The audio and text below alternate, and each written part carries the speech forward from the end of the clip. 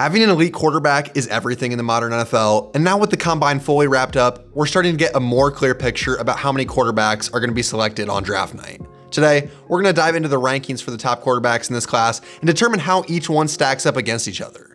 So we'll get started with number 1, where we have the obvious pick, which is Caleb Williams from USC.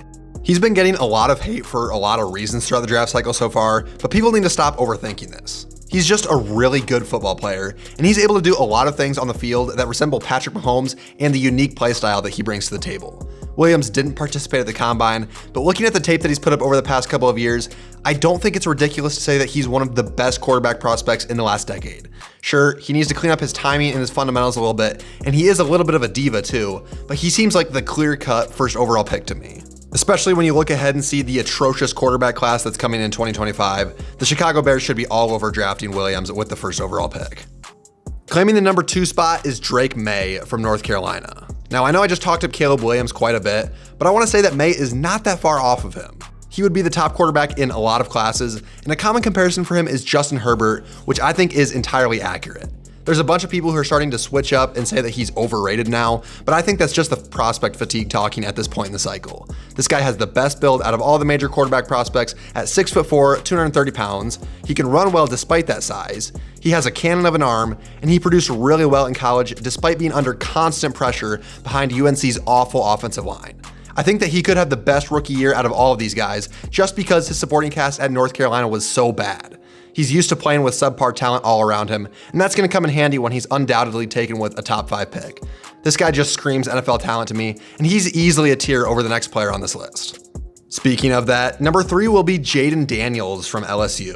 There's obviously a lot of hype for him given that he won the Heisman last year, and he deserves it to a certain degree. He's got a lot of the traits that modern NFL offenses are looking for, and his main selling point is how elite he is on the ground. He's drawn comparisons to Lamar Jackson because of that, but I'm not quite as high on him as everyone else seems to be. Now, don't get me wrong, he's definitely the QB3 in this class and has super high upside, but I still have some concerns with him on tape.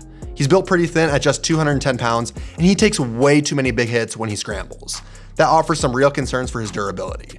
I'm also concerned with how well he'll translate to an NFL offense, given that he didn't have to do much processing or progressing through reads at college. Either way, he's a fun player with a lot of upside, but he doesn't grade out as a top 10 overall player for me. At number 4, we have a tie between 2 different prospects, and they are JJ McCarthy from Michigan and Michael Penix Jr. from Washington. They're tied because the order that they should be taken in depends entirely on what the team is looking for. If they're looking for somebody who is pro-ready, experienced, and capable of being a strong pocket passer, they should take Michael Penix. If they're looking for somebody who is young, high upside, and mobile, they should take JJ McCarthy. Now, both of these guys have some big flaws, so they're not ranked very close to the top 3 quarterbacks in this class. For Michael Penix, the main issues are with his medical history and his age. He's going to be 24 years old before the start of training camp, and he's already suffered multiple key injuries that threaten his longevity in the league. He's quite pro-ready in terms of what he actually does on the field, but I just can't see a world where this guy ever becomes a top 10 or 15 quarterback in the league. A solid backup? Sure. I just don't see him being great.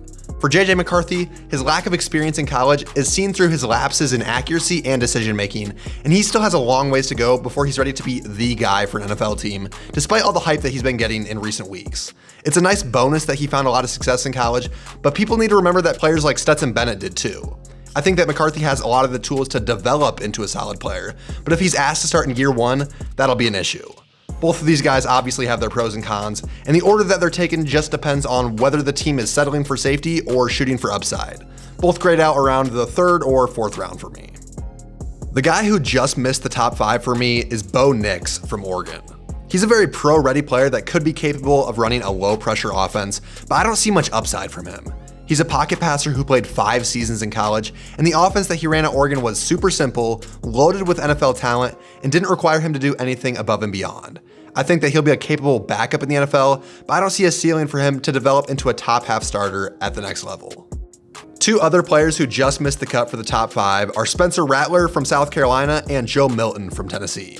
Rattler actually does have a select group of people that believe in him to be a quality NFL player, but he didn't test very well at the combine, and there's not much reason to think that he'll develop into anything special in the NFL, besides the hype that he had earlier in his college career that he's still living off of. Joe Milton, on the other hand, does actually have the ability to develop into something special. He has insane physical upside with his 6'5", 236-pound frame, and he also has one of the strongest arms that we've seen come out of college ever, and is very mobile to complement with that. His problem is that he's super rough around the edges, and there's so many things that he doesn't do well in terms of his decision-making, accuracy, and processing.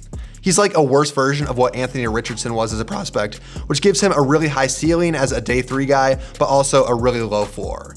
If I was a GM, I'd be willing to use a 4th or a 5th round pick to take a shot on one of these guys, but don't expect either of them to go on to do great things in the NFL. And that's gonna do it for this video. What did you agree or disagree with? Let me know down in the comments below.